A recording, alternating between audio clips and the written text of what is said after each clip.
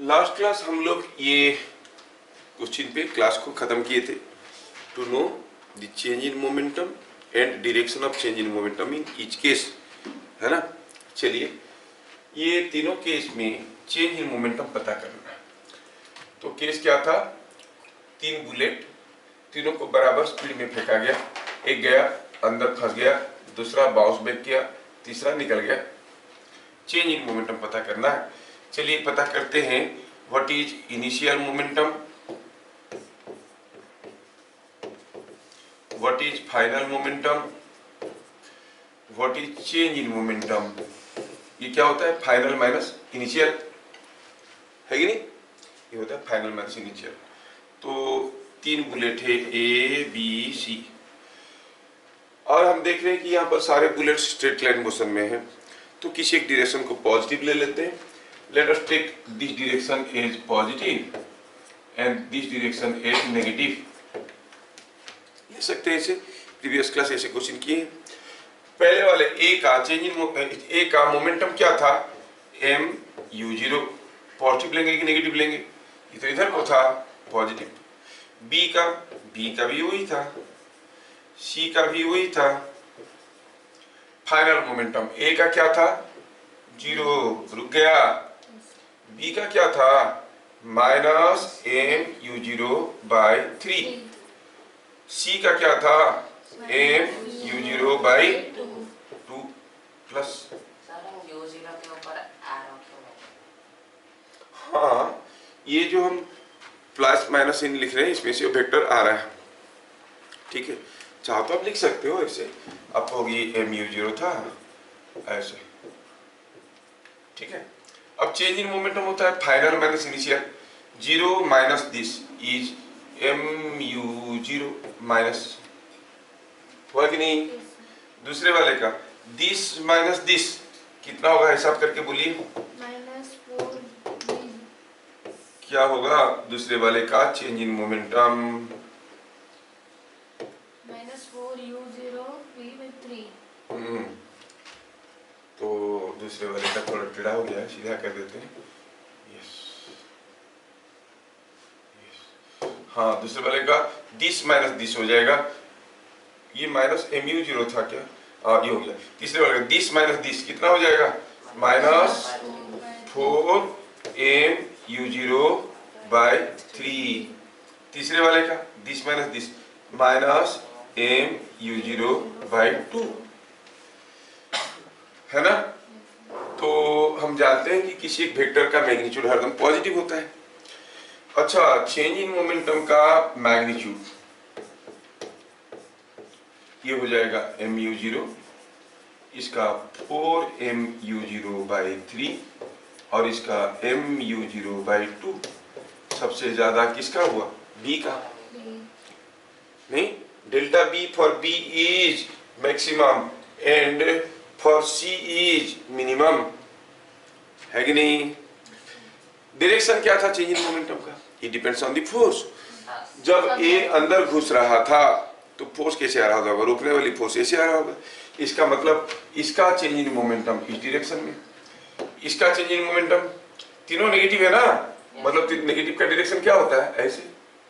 तो all three have same direction of change in momentum, that is directed away from the wall in the opposite direction of initial velocity.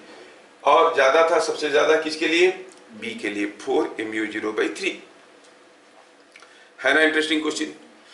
तो previous class की सारा discussion में से हमें क्या क्या समझ में आया कि change in momentum is a vector. Change in momentum निकालना है तो हमें final momentum minus initial momentum करना है। नहीं, आज न्यूटन सेकेंड लॉ में हम लोग घुसेंगे। सर, ये जो तीनों बुलेट का मास, वेलोसिटी सब कुछ सेम है, तो फिर तीनों के साथ अलग-अलग, वो डिपेंड करता है ना। वॉल में मान लो यहाँ पर कीचड़ था, फंस गया, मड था। मान लो it's a brick wall made up of earth, soil लेके करते हैं ना, तो बीच में फंस गया, ये पत्थर पे लग गया, वापस आ गया, ये बीचों बीच निकल गया, हो सकता है ना, ऐसे हो सकता है। तो जो हमें समझ में आया उसको लेके आगे बढ़ते हैं आज की क्लास में, और वो है Newton's second law.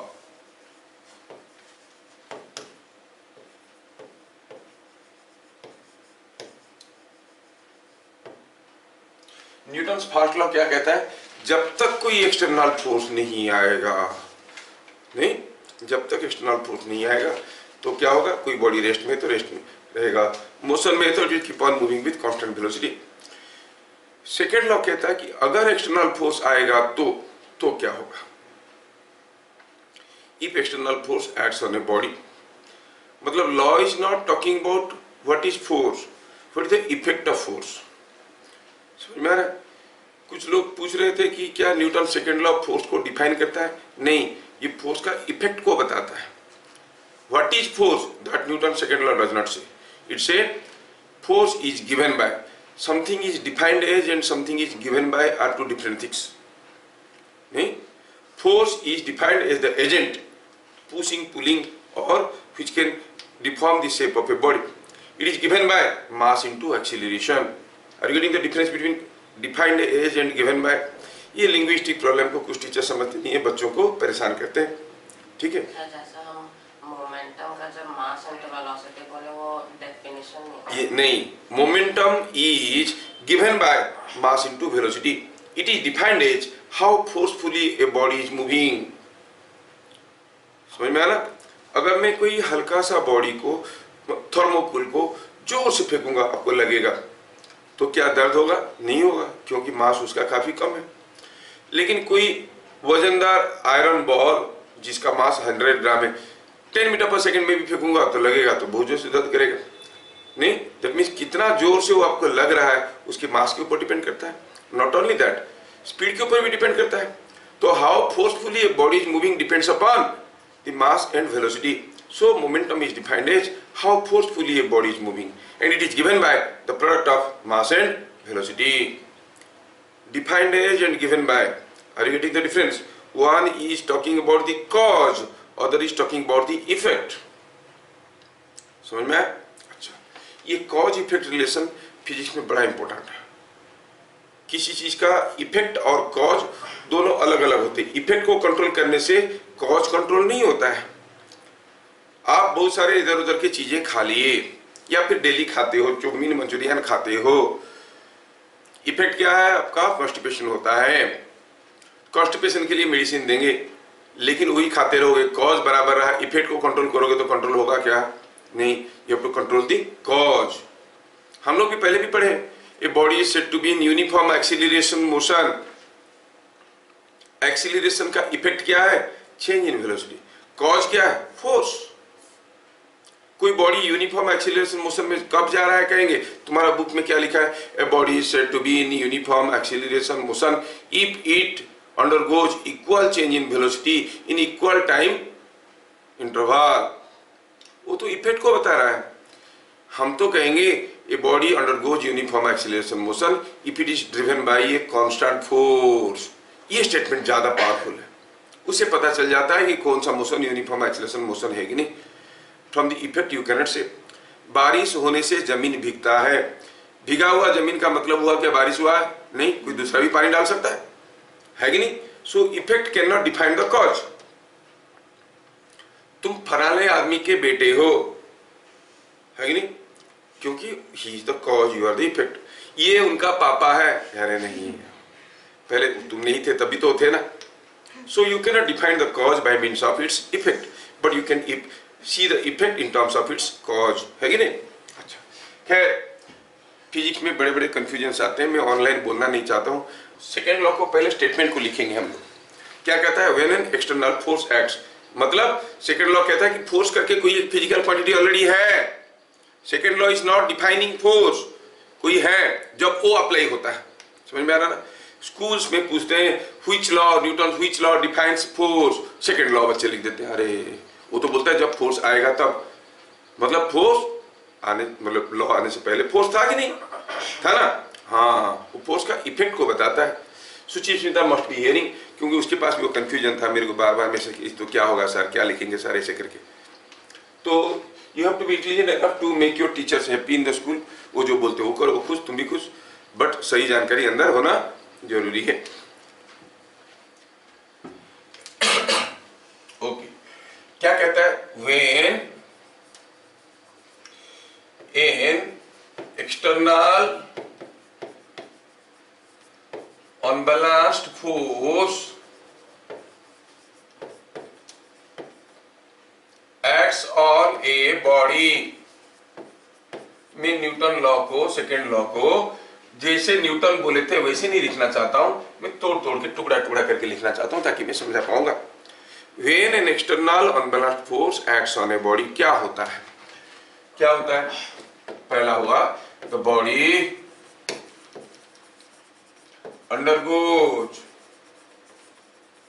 a change in momentum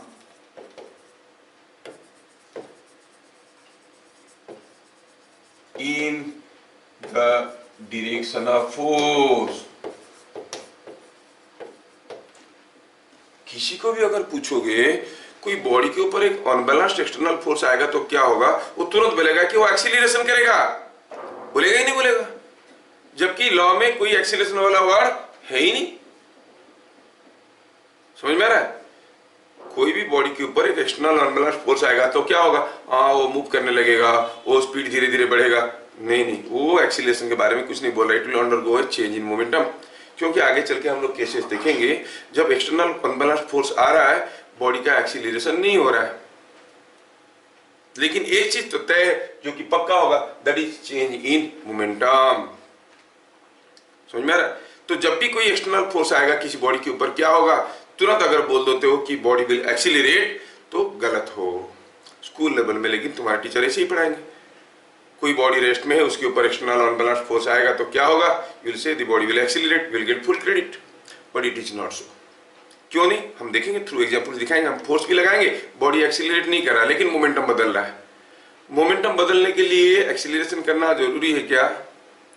हाँ सर, क्यों नहीं, मास इंटू वेलोसिटी। मोमेंटम कैसे बदलेगा? अगर वेलोसिटी बदलेगा तो एक्सीलरेशन होगा। अरे नहीं, क्या मास नहीं बदल सकता? मास नहीं बदल सकता, बदल सकता ना। Suppose I take a bag of sand और ये यहां से छेदा है, यहां से sand is continuously spinning. Suppose I move it with constant velocity, even then क्या इसका मोमेंटम नहीं बदल रहा है क्योंकि मास स्पिल कर रहा है? या फिर किसी टैंक में पानी है, टैंक को हम खींचते हुए ले रहे हैं v वेलोसिटी में और वो लीक कर रहा है, पानी निकल रहा है, तो क्या उसका मोमेंटम नहीं बदल रहा है? बदलता है, तब भी उसको कुछ फोर्स की जरूरत पड़ेगा। सो मोमेंटम बदलने के लिए वेलोसिटी बदलना जरूरी है। ये तुम जैसे छोटे बच्चों के लिए, बड़े हो जाओगे तो नहीं। वेलोसिटी बदलने के लिए, मोमेंटम बदलने के लिए मास भी बदलेगा तभी मोमेंटम बदल जाएगा। समझ में आ रहा है? बॉडी ठीक है, देखेंगे हम लोग। जैसे मान लो कि और एक एग्जांपल लेते हैं, यहां पर कोई एक रस्सी रखा हुआ है, आप रस्सी के एक तरफ को पकड़ के खींचो v वेलोसिटी में, जैसे खींचोगे रस्सी निकलने लगेगा, जो निकल गया वही मूव कर रहा है, जो नहीं निकला वो बैठा हुआ है। तो momentum of the rope is gradually increasing और not, but is there any change in velocity? No, momentum बदल रहा है, मतलब पक्का कोई फोर्स लगा के खींच रहा है। फोर्स आया लेकिन एक्सीलरेशन नहीं हो रहा है, ऐसा भी हो सकता है। केसेस नहीं है समझ में? ये रस्सी है, ऐसे रखा गया, ए हीप ऑफ रोप, आप रस्सी का एक तरफ को पकड़ के खींचो v वेलोसिटी में, खींचने के लिए फोर्स लगेगा ही नहीं, आप खींचते हुए v वेलोसिटी में जा रहे, कंधे पे बांधिए, चल रहे हो v वेलोसिटी में, you are going with constant velocity. When you are going with constant velocity, should you not pull the rope? Pull करो तो फोर्स दे रहे हो, तो एक्सीलरेशन नहीं हो रहा, कांस्टेंट वेलोसिटी में जा रहा है, नहीं हो रहा है। क्यों? क्योंकि मोमेंटम बदल रहा है। कैसे?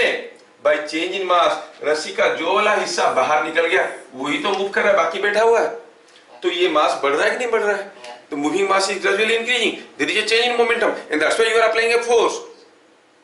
नहीं, फोर्स अप्लाई कर रहे हो लेकिन एक्सीलरेशन नहीं हो रहा है, तो फोर्स अप्लाई होगा तो एक्सीलरेशन होगा जरूरी नहीं है, गहरी चीज है। ठीक है, ठीक है। At your level, school level में क्या करते हैं, कोई एक छोटा सा रिजिड बॉडी की बात करते हैं। अब रिजिड बॉडी को अगर फोर्स लगाओगे तो चलेगा, उसका एक्सीलरेशन बढ़ेगा, एक्सीलरेशन होगा, उसका वेलोसिटी बढ़ेगा। समझ में आ रहा है? बट लॉ में तो कहीं रिजिड बॉडी वगैरह कुछ नहीं लिखा है। लिखा क्या है? whenever an external force acts on a body, the body undergoes a change in momentum in the direction of force। खत्म नहीं होता है लॉ, और भी आगे है। क्या है? The rate of change in momentum is equal to the magnitude of force.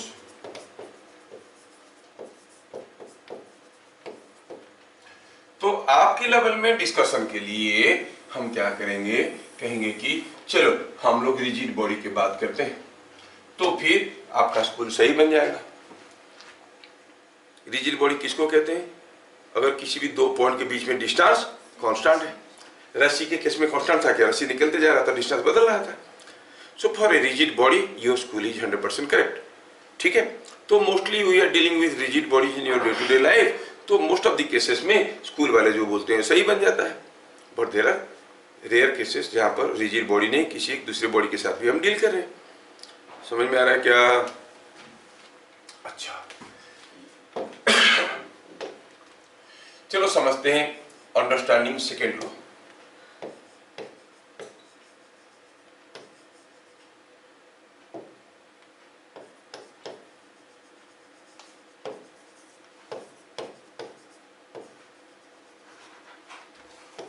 Force on a rigid body.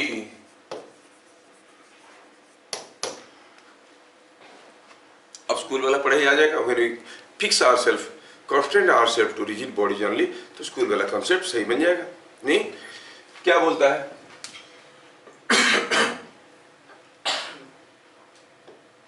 पहला चीज बोलता है the external force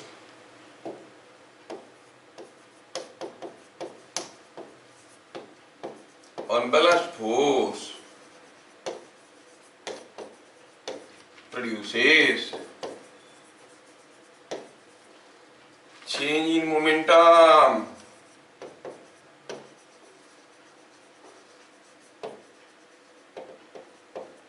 direction of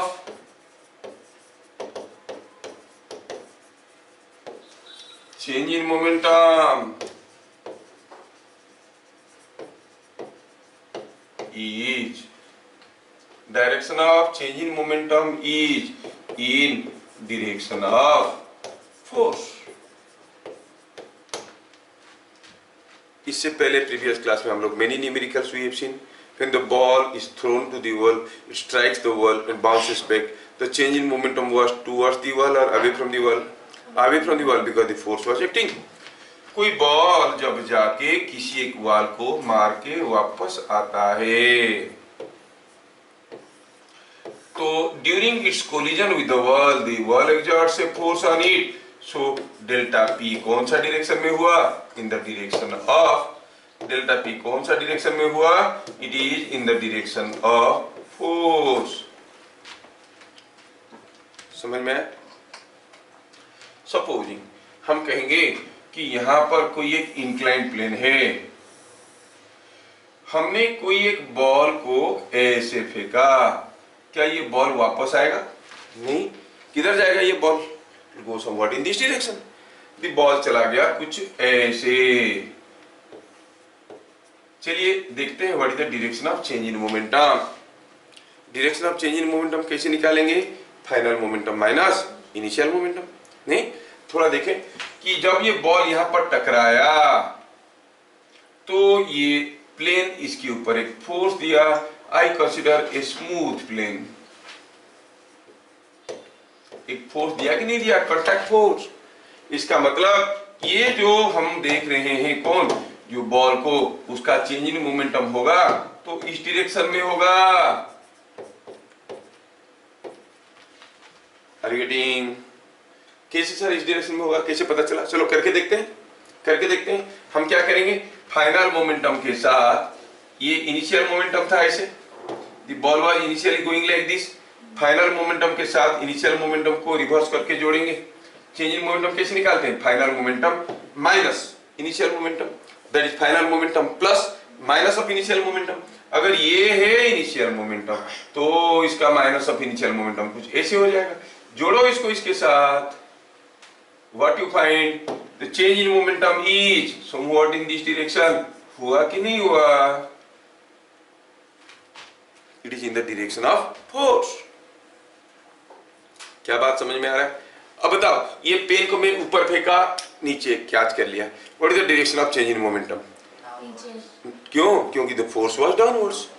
मैं ये पेन को मैं ऐसे फेंका और पेन ऐसे उड़ते हुए गया, तुम्हारे हाथ में गिरा, चेंज इन मोमेंटम का डायरेक्शन क्या होगा? डाउनवर्ड्स। समझ में आ रहा? Change in momentum is always in the direction of downward. अच्छा, ठीक है, ठीक है। दूसरा पार्ट कहता है, दूसरा पार्ट ऑफ द लॉ कहता है कि rate of change in momentum is force is equal to force. हाँ, ये लॉ का कोई इंपॉर्टेंट पार्ट है। क्या बोल रहा है कि अगर ज्यादा फोर्स लगाएंगे तो मोमेंटम जल्दी जल्दी बदलेगा, कम फोर्स लगाएंगे तो मोमेंटम धीरे धीरे बदलेगा। समझ में आ रहा है?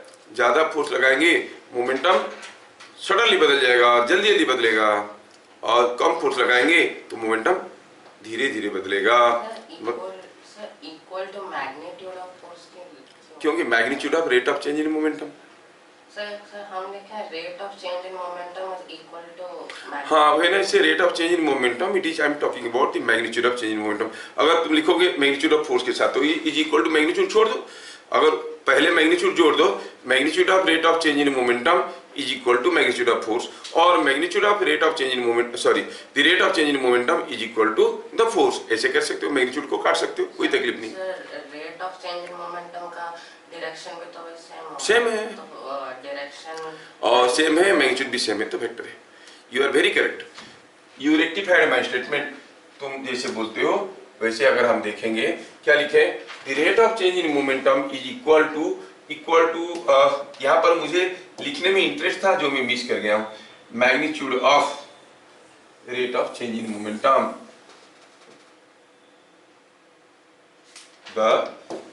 मेरा गलती है, तुम पकड़ लिए, हम तुमको ज्यादा छोटा बच्चा समझ लिए। मैग्नीट्यूड ऑफ, सॉरी थोड़ा बढ़िया से लिखता हूँ क्योंकि इतना बढ़िया ये अगर पूछ रहा है तो हाँ, क्यों ना करेक्शन कर ले, सही पूछा है लड़का ने। The rate of change in momentum, the magnitude of rate of change in momentum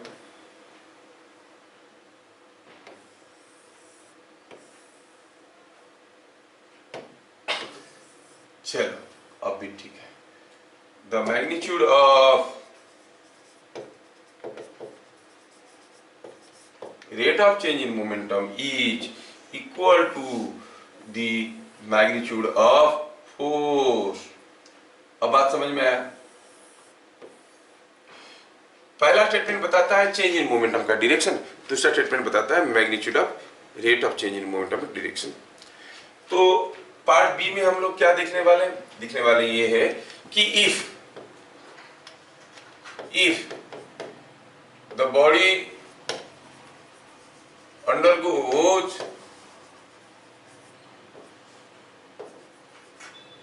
a change in momentum delta p, undergoes a change in momentum क्या? Delta p। कितने समय में? in delta t seconds। then the force is rate of change in momentum, force is rate of change in momentum। बात समझ में आया? जो change in momentum है उसका यूनिट क्या है? Kg metre per second by time का क्या हो गया? Second. So it comes out to be same as kg metre per second square, kg metre per second square. तो यूनिट क्या हो गया? यूनिट ऑफ किसका? Unit of F, unit of F is kg metre per second square, जिसको हम लोग कहते हैं न्यूटन। समझ में आया? अगर इसको हम MK सिस्टम में लिखेंगे तो इन CGS सिस्टम में क्या लिखेंगे? kg की जगह लिखेंगे ग्राम सेंटीमीटर पर सेकंड स्क्वायर, इसको कहेंगे डाइन।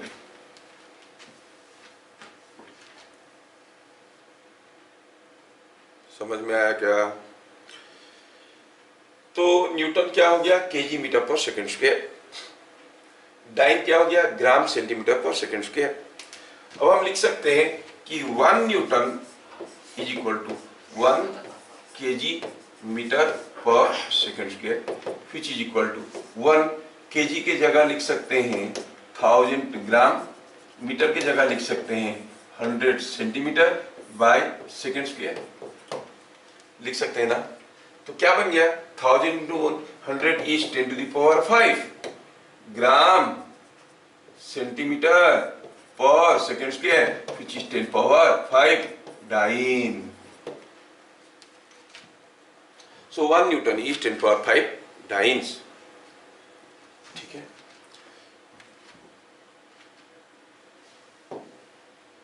ये था हमारा point number 3। There is a third unit for force, that is called gravitational unit। ठीक है, ग्रेविटेशनल यूनिट क्या लिख देते हैं? D। Gravitational unit of force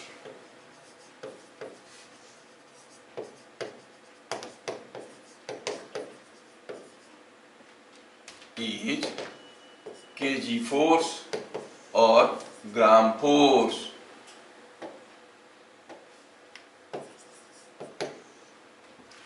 One kg force is a force equal to weight of 1 kg। 1 kg मास का wait कितना होगा? 1 into g, नहीं? So it is 1 into g, g का वैल्यू 9.8 है, तो इट इज 9.8 न्यूटन, जिसको हम रफली 10 न्यूटन ले सकते हैं।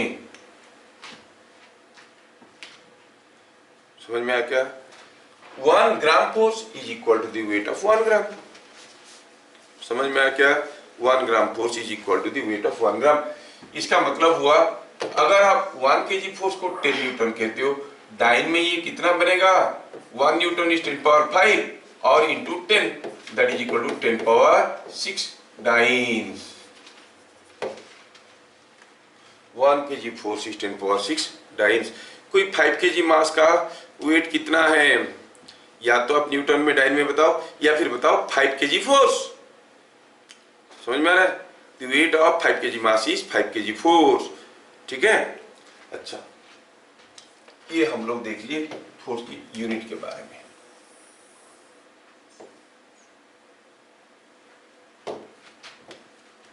नेक्स्ट हुआ, अभी अभी आप लोग देखें कि the force is rate of change in momentum. क्या मतलब है? वेयर डेल्टा पी क्या है? चेंज इन मोमेंटम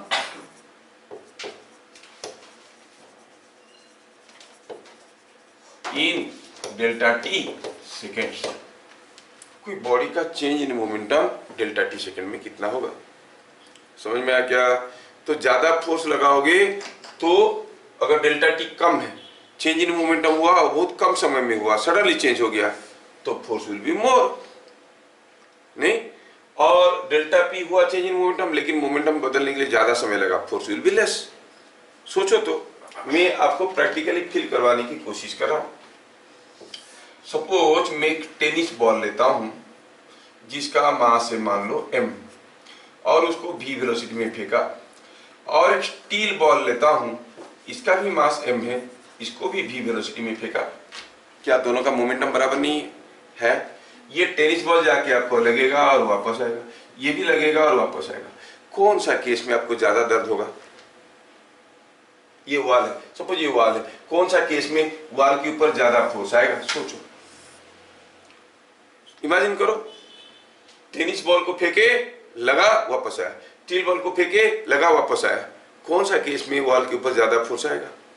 जिस केस में चेंज इन मोमेंटम जल्दी जल्दी हो रहा है। टेनिस बॉल के केस में जब ये बॉल आके वॉल के साथ लगेगा, क्या ये बॉल का शेप कुछ ऐसा नहीं हो जाएगा? तो कौन सा बॉल ज्यादा समय के लिए वॉल के साथ कांटेक्ट में रहेगा? पहले ये दबेगा, फिर खुलेगा, फिर छोड़ेगा और आएगा, जबकि ये लगेगा तो तुरंत छोड़ देगा। रीडिंग, तो which ball is remaining in contact with the wall for longer period? Tennis ball और आयरन बॉल? Tennis ball. इसका मतलब दोनों का चेंज इन मोमेंटम बराबर होने से भी टेनिस बॉल का मोमेंटम बदलने के लिए ज्यादा समय लिया, it will exert lesser force। Reading, जबकि स्टील बॉल सडनली अपना डायरेक्शन बदल दिया टकराने के बाद, तो आप कहोगे ये ज्यादा फोर्स देगा। सर इधर तो फोर्स चेंज इन मोमेंटम का इफेक्ट, इसलिए तो मैं बोल रहा हूँ ये इफेक्ट नहीं है, ये जो फोर्स इसके ऊपर आ रहा है कितने समय के लिए आ रहा है, मतलब यहाँ पर कम फोर्स आ रहा है, कहने का मतलब यहाँ पर फोर्स कम आएगा।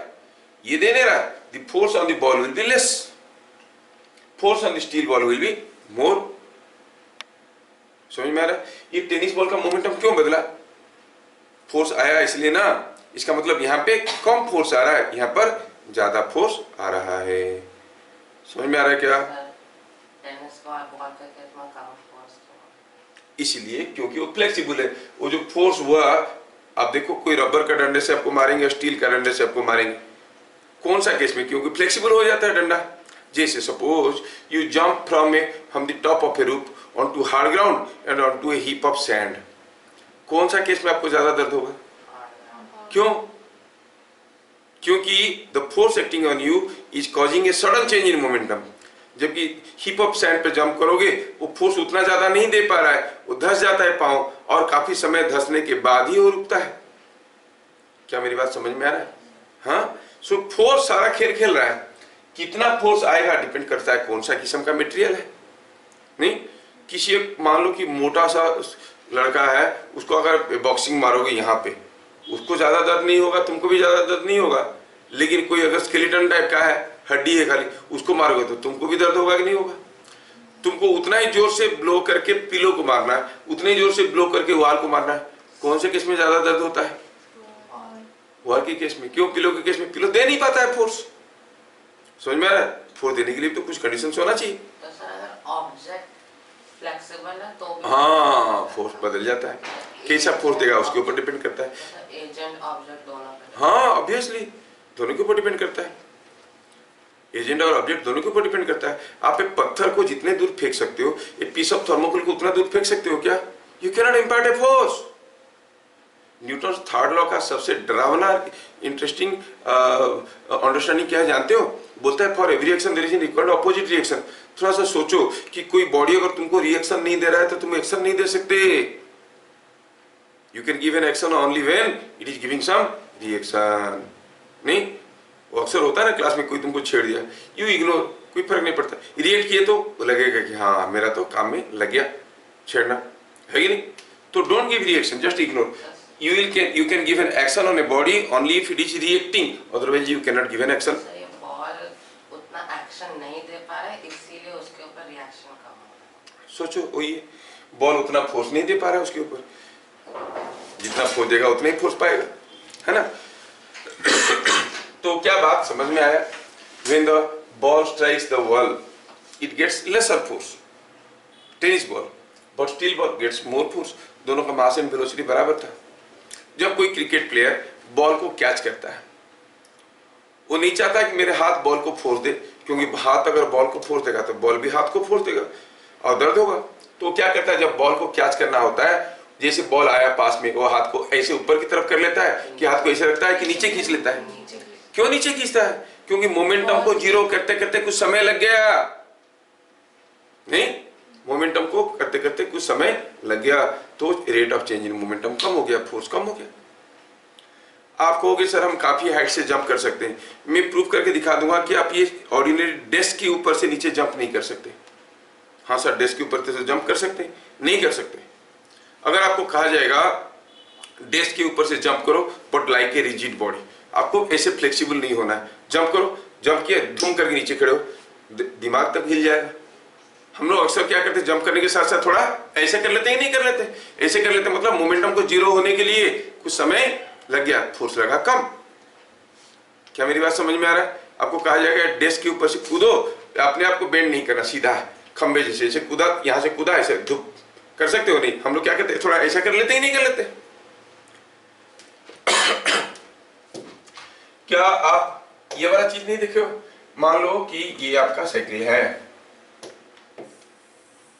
और ये साइकिल के सीट के नीचे देखोगे एक सपोर्टिंग बार है और यहाँ पे कोई एक स्प्रिंग लगा है। तो जब आप साइकिल चलाते हो, कोई गड्ढा आता है, आप सीट में बैठे हो, दबा देते हो, तो क्या होता है, ये स्प्रिंग इसको थोड़ा सा दबा देता है, मतलब मोमेंटम को सडनली चेंज होने नहीं देता है, स्प्रिंग दबता है कि नहीं? आप इसके ऊपर बैठे हो, गड्ढा आया तो गुप करके दबेगा तो सडनली दबेगा नहीं, it will take some time because there is spring को दबने के लिए समय लगेगा, यू गेट लेसर फोर्स। मान लो पूरा अच्छा क्वालिटी के साइकिल बनाए हो लेकिन स्प्रिंग लगाने के लिए भूल गए हो, कोई लड़का ऐसा साइकिल में बैठ के जा रहा है और गड्ढा आ गया, क्या हाल होगा? डुप करेगा तो दिल be sudden change in momentum, high newton करके उसका प्राण निकल जाएगा, है कि नहीं?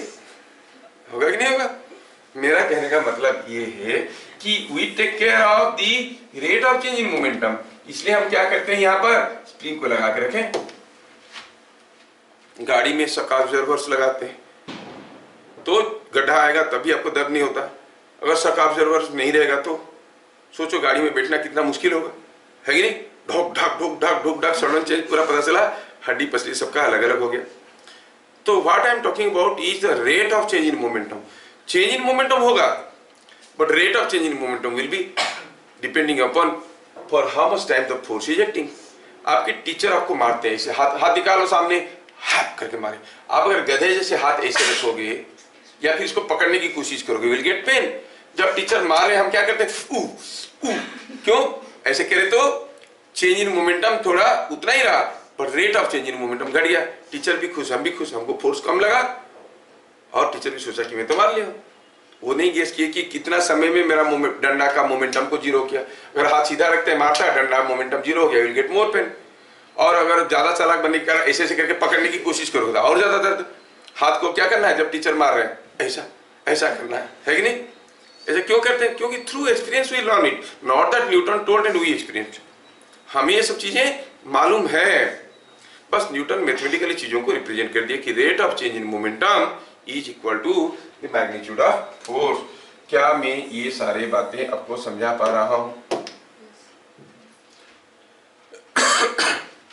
समझ में आ रहा है? Yes. So change in momentum उतना होते हुए भी अगर समय कम लगेगा तो फोर्स ज्यादा है, और इसका मतलब अदरवाइज है, फोर्स ज्यादा लगेगा तो जल्दी जल्दी मोमेंटम बदलेगा, फोर्स कम लगेगा तो मोमेंटम धीरे धीरे बदलेगा, है कि नहीं? तो यहां से हमें ये पता चला when a stronger force acts,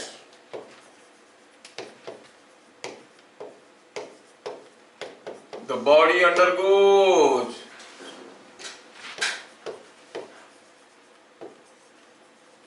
a sudden change in momentum or quick change in momentum। Sudden नहीं लिखेंगे, क्विक चेंज इन मोमेंटम और quicker change in momentum and vice वर्सा।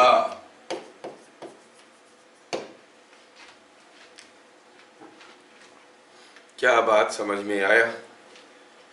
बड़ा फोर्स लगेगा तो मोमेंटम जल्दी जल्दी बदलेगा, छोटा फोर्स लगेगा तो मोमेंटम धीरे धीरे बदलेगा। यहां पर और एक चीज हमारे सामने आया, हम लोग बात कर रहे हैं रिजिड बॉडी का। Now we see that the force is rate of change in momentum. Suppose कोई एक मास m u वेलोसिटी में जा रहा था, आपने इसके ऊपर एक फोर्स लगाया और तो पता चला इसका वेलोसिटी बढ़ के हो गया v, वो भी t सेकेंड में। तो आप कह सकते हो चेंज इन मोमेंटम कितना हुआ, final momentum minus initial momentum, है कि नहीं, बाय टाइम। समझ में आ रहा है क्या? Final momentum minus initial momentum gives you change in momentum अब कितने समय में हुआ है, डेल्टा टी सेकंड में हुआ है। यहां से अगर हम जबरदस्ती m को बाहर ले लेंगे, अंदर क्या मिलेगा, v minus u by delta T. What does it represent, v equal you plus eighty होता है ना, v equal you plus eighty होता था कि नहीं होता था। हम जानते हैं यहाँ पर we know that v is equal to u plus a delta t. तो v minus u by delta t क्या होगा, this is equal to a। तो ये क्या बन गया, m into a। 10 force is equal to mass into acceleration. कौन सा केस में, कौन सा केस में, जब the force is acting on a rigid body.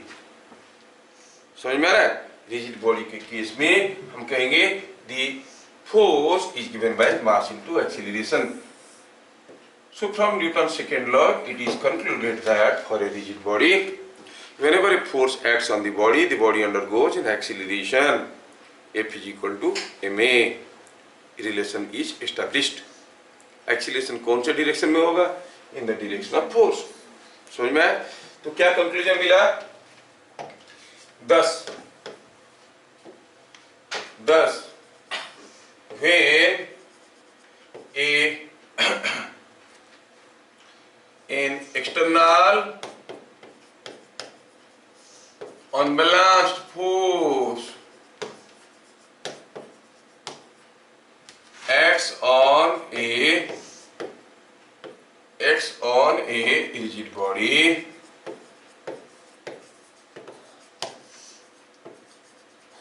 the acceleration of the body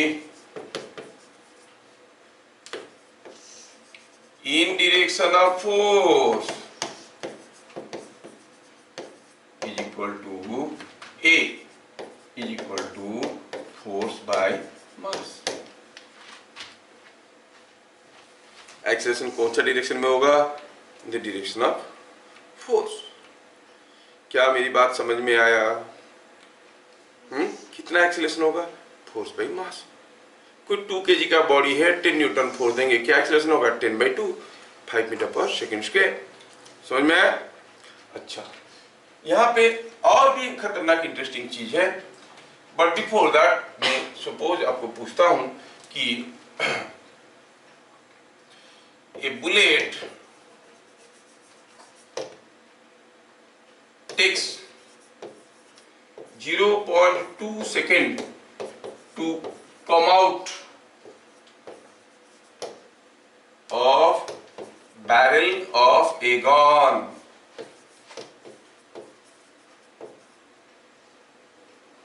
With speed 20 meter per second. If mass of bullet is 50 gram, find force on bullet exerted by spring force.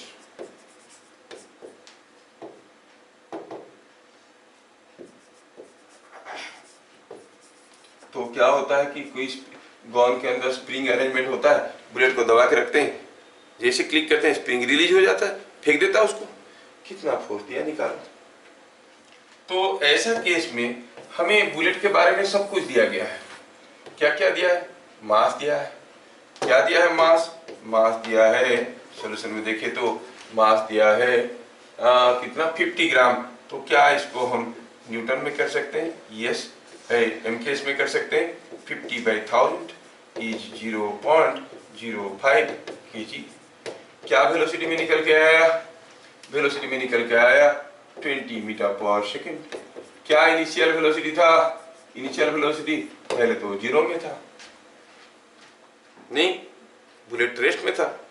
अच्छा, time कितना लिया, time भी तो दिया है, time is given delta T, time delta T कितना दिया है, 0.2 सेकेंड। क्या बता सकते हो what is the acceleration, acceleration is mass into velocity. Acceleration is change in velocity by time. तो 20 माइनस 0 बाय टाइम लिया है 0.2, कितना हुआ ये 20/0.2 हो गया 10 मीटर पर सेकेंड स्क्वायर। तो फोर्स कितना हो जाएगा, मास इनटू एक्सीलरेशन। मास कितना था 0.05 into 100 is not it 5 Newton. तो बुलेट का स्प्रिंग इसके ऊपर क्या फोर्स दिया, 5 न्यूटन का दिया। नहीं, स्कूल में तो ऐसे छोटे छोटे क्वेश्चन डालेंगे। अच्छा, हम लोग इससे कुछ ऐसे बहुत सारे क्वेश्चन करेंगे, लेकिन इससे पहले थ्योरी को थोड़ा और आगे बढ़ाते हैं। Delta F is equal to delta p by delta t हम लोग देख चुके हैं, थोड़ा और एक स्टेप आगे जाते हैं। जी, f is equal to delta p by delta t, इसका मतलब ये हुआ change in momentum is equal to it is force into time. हुआ कि नहीं हुआ? पहले हम जानते थे चेंज इन मोमेंटम क्या है, change in momentum is final momentum minus initial momentum. अब दूसरा फॉर्मूला हमारे सामने आया, मोमेंटम मास और वेलोसिटी के ऊपर डिपेंड करता है कि नहीं करता है, करता है कि नहीं करता है, करता है। लेकिन चेंज इन मोमेंटम मास और वेलोसिटी के ऊपर डिपेंड नहीं करता है। कैसे sir? Final momentum minus initial momentum. Final momentum depends upon mass and velocity, initial momentum depends upon mass and velocity, the difference doesn't depend upon mass and velocity. क्या बकवास है? चलो करके देखते हैं।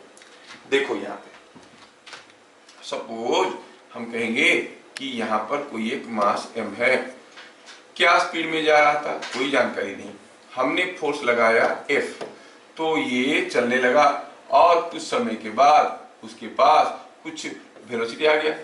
पक्का ये वेलोसिटी जो है वो u से ज्यादा होगा। कितनी समय के बाद आया? चलो मानते हैं कि t सेकंड के बाद आया। मैं निकालना चाहता हूं what is the change in momentum. यहां पर इनिशियल वेलोसिटी क्या है, u है, चलो मानते हैं u0।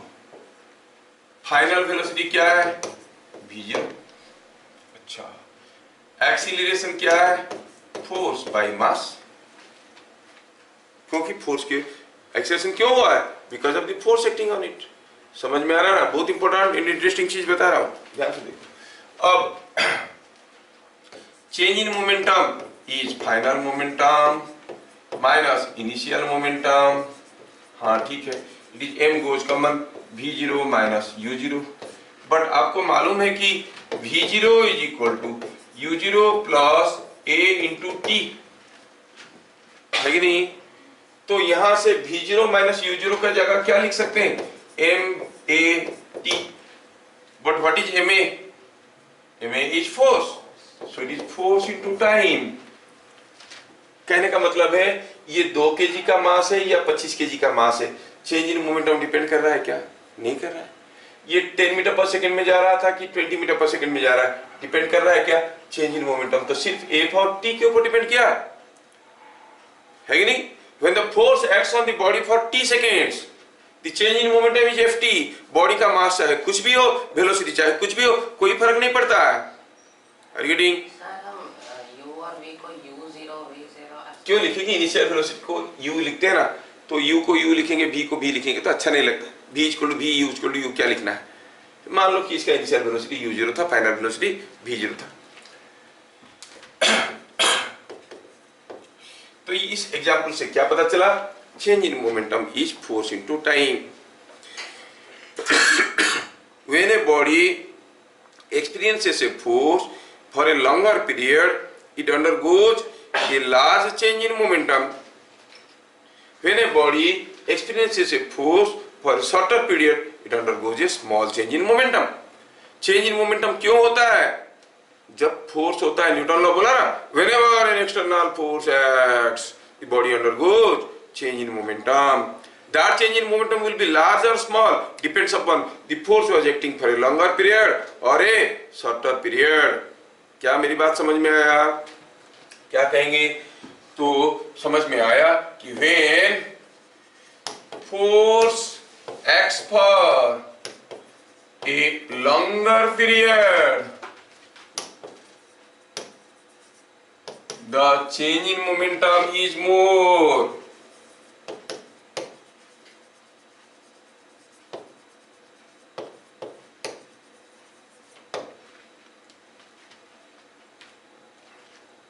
है ना? And vice versa.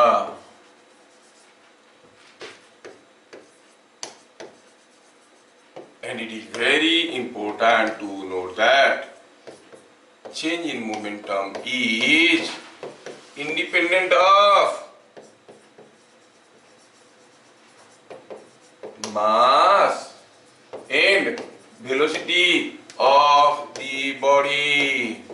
अब तक ये मिस्टीरियस चीज हमें मालूम नहीं था। हम सोचते थे मोमेंटम डिपेंड करता है मास एंड वेलोसिटी के ऊपर, तो चेंज इन मोमेंटम भी मास एंड वेलोसिटी के ऊपर डिपेंड कर रहा होगा।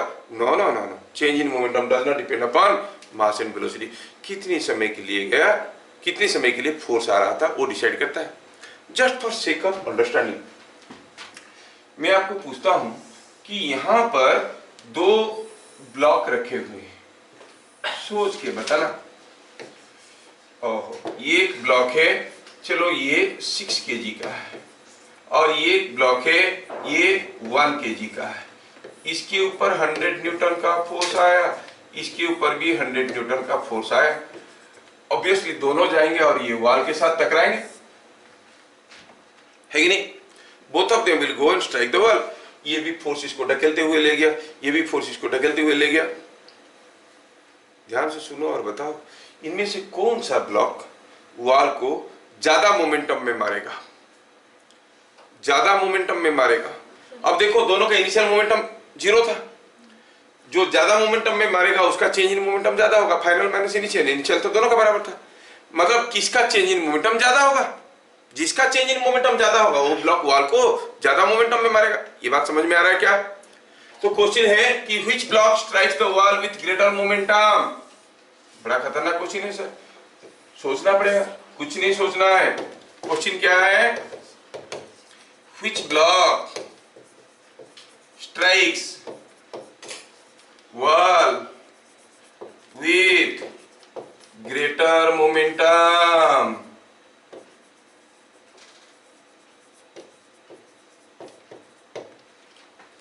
आंसर हुआ वो ब्लॉक वॉल को ग्रेटर मोमेंटम में मारेगा जो उसका चेंज इन मोमेंटम ज्यादा होगा।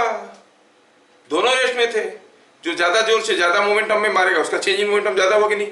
अब किसका मोमेंटम चेंज इन मोमेंटम ज्यादा होगा? सेम कैसे होगा भाई? ये 6 kg का ब्लॉक है, इसका एक्सीलरेशन कम होगा तो धीरे धीरे जाएगा, ये सर्वर करके निकल जाएगा। तो कौन जल्दी पहुंचेगा वॉल के पास?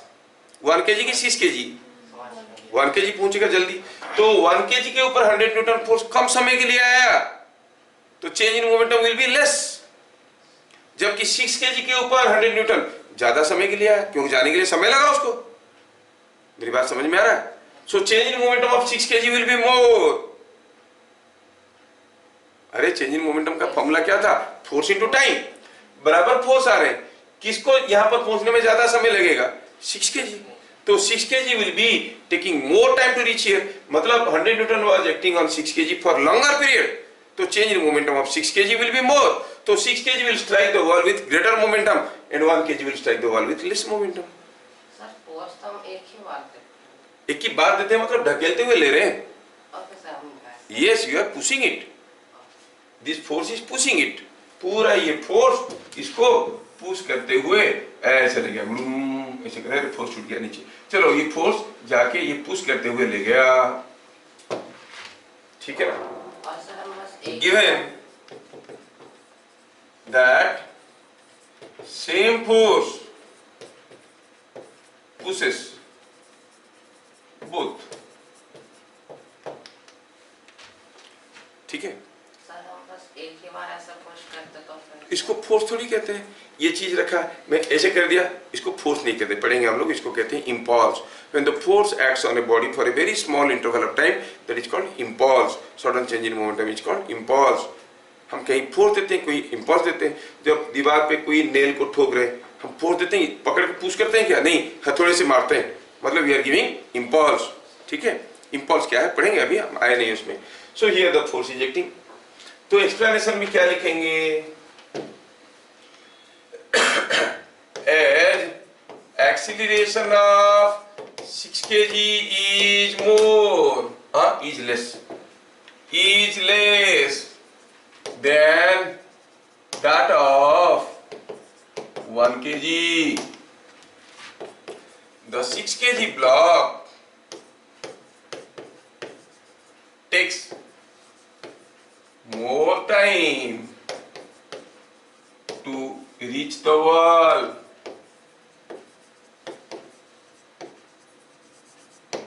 So time taken by 6 kg is more than time taken by 1 kg. Change in momentum of 6 kg is force into time taken by 6 kg. Change in momentum of 1 kg is force into time taken by 1 kg. क्या मेरी बात समझ में आ रहा है? So delta P for 6 kg is more than delta P for 1 kg. क्या बात समझ में आ रहा है? Delta P is again final momentum minus initial momentum. नहीं, दोनों का इनिशियल मोमेंटम 0 था, तो final momentum of 6 kg minus initial momentum is more than final momentum of 1 kg minus initial momentum, और दोनों का इनिशियल मोमेंटम तो 0 था। इसका मतलब final momentum of 6 kg is more than final momentum of 1 kg। क्या बात समझ में आ रहा है? समझ में आ रहा है? फोर्स बराबर आया, लेकिन जिसके ऊपर ज्यादा समय के लिए आया उसका चेंज इन मोमेंटम ज्यादा हो गया। बात समझ में आया? Is it understood? So change in momentum क्या है? You say it is final momentum minus initial momentum, but more appropriately, it is the product of force acting on it into time for which it is acting. अब change in momentum का सही definition हमें समझ में आया। क्या definition समझ में आया? ये था नोट पॉइंट नंबर जी था। तो क्या देखे, चेंज इन मोमेंटम यहाँ पर जी में ही हम लोग देख लिए कि change in momentum is force into time. कौन सा फोर्स आ रहा है, कितना समय के लिए आ रहा है? समझ में आ रहा है? तुम लोग हायर क्लासेस हायर चीजें पढ़ने आए हो तो थोड़ा मुझे बताना पड़ता है, नहीं? अच्छा बताओ, अगर आपको ये चीजें समझ में आया तो सचमुच दिमाग लगाना और बताना कि अगर यहां पे कोई एक ब्लॉक लगा है स्प्रिंग के साथ, यहां पर दूसरा ब्लॉक लगा है, ये 2 kg का ब्लॉक है, ये 20 kg का ब्लॉक है। They are kept on a smooth surface. अगर ये दोनों को मैं दूर खींचता हूं और छोड़ देता हूं, दोनों पास आएंगे, रुकेंगे नहीं, फिर से ऐसे ऐसे ऐसे करेंगे। कुछ समय के बाद किसका चेंज इन मोमेंटम ज्यादा है, 2 kg का कि 20 kg का? क्वेश्चन देखो ध्यान से। The blocks were pulled apart and released. क्या सुचिता को समझ में आ रहा है? Find whose change in momentum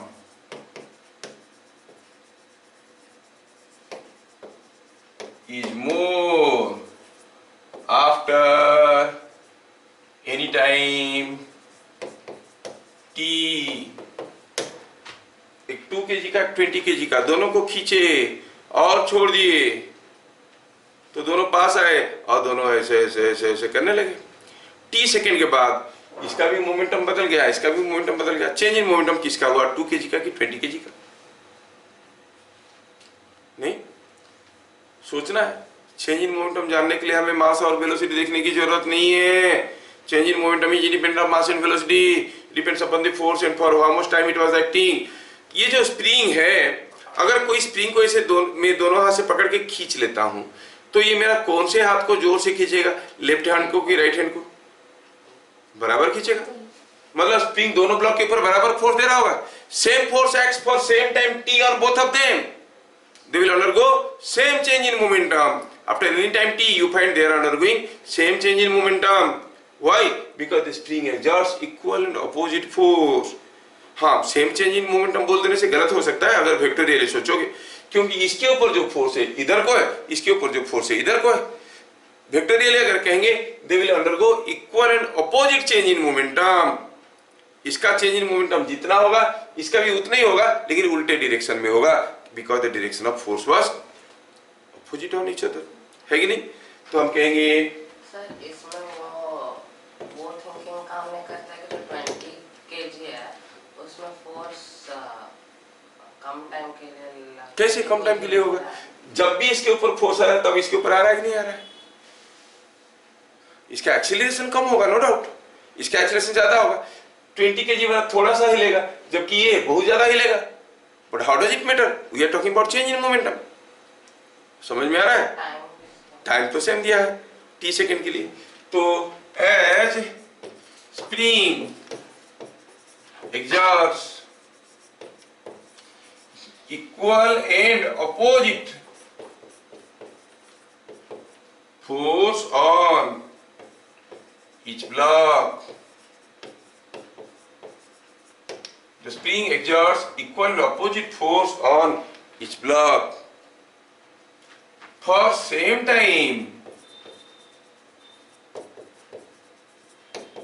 The blocks undergo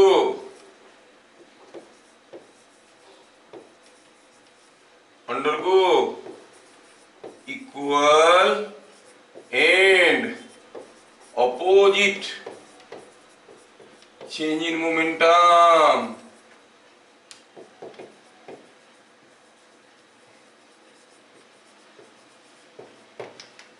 Blocks undergo equal and opposite change in momentum. Class बड़ा टेढ़ा है, तुम लोग उतना आसान से मत लो। समझ में आ रहा है? जब ये momentum force change in momentum आ रहा है, कैसे चीजें बदल गया सब देख रहे हो। Change in momentum is independent of mass and velocity, depends upon what force is acting, how long it is acting. Force into time gives you the change in momentum. ठीक है, अगर समझ गए हो तो बताओ किसका दिमाग जोर चलता है। एक ट्रक इधर से आ रहा है, एक कार इधर से आ रहा है, दोनों टकरा है। ठीक है, I am giving U A case. यहां से कोई एक ट्रक आया और इधर से कोई छोटा सा कार आया, ये दोनों इधर आ रहे थे, ये भी इधर जा रहा था, दोनों एक दूसरे को ठोक दिए। ये आ रहा था 10 मीटर पर सेकेंड में, ये भी आ रहा था 12 मीटर पर सेकेंड में। किसका चेंज इन मोमेंटम ज्यादा होगा ठोकने से? सोचो तो, किसके ऊपर ज्यादा फोर्स आएगा?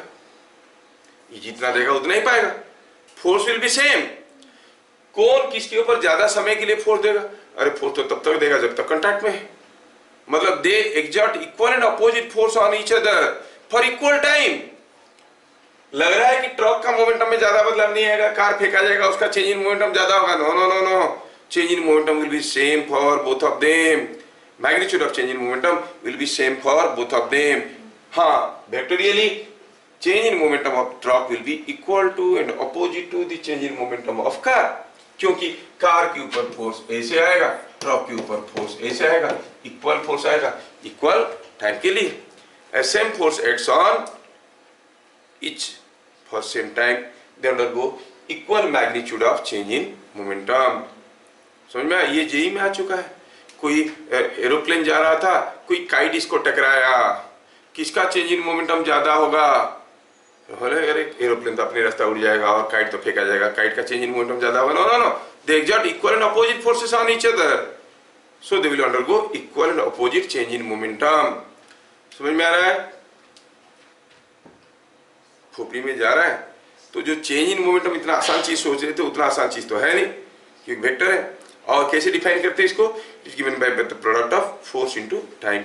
जब तक फोर्स नहीं आएगा चेंज इन मोमेंटम नहीं होगा, फोर्स आएगा तो चेंज इन मोमेंटम होगा। यही कहता है न्यूटन सेकेंड लॉ। क्या बात समझ में आया? हाँ हाँ। तो हमें जितने सारे चीज समझ में आए वो सारा चीज को हम लोग नोट कर लिए। मेरी शायद टाइम इज नॉट परमिटिंग, पार हो गया है नहीं। एनीवे, अगले क्लास आपको कितना समझ में आया जानने के लिए मैं इसके ऊपर ढेर सारा क्वेश्चंस क्लास में करवाऊंगा, ठीक है। और आपको इसको थोड़ा वीडियो को बढ़िया से देख के समझ के आना है, ताकि अगले क्लास में इसको करवाऊंगा। फिर मिलेंगे अगले क्लास, तब तक के लिए जय हिंद।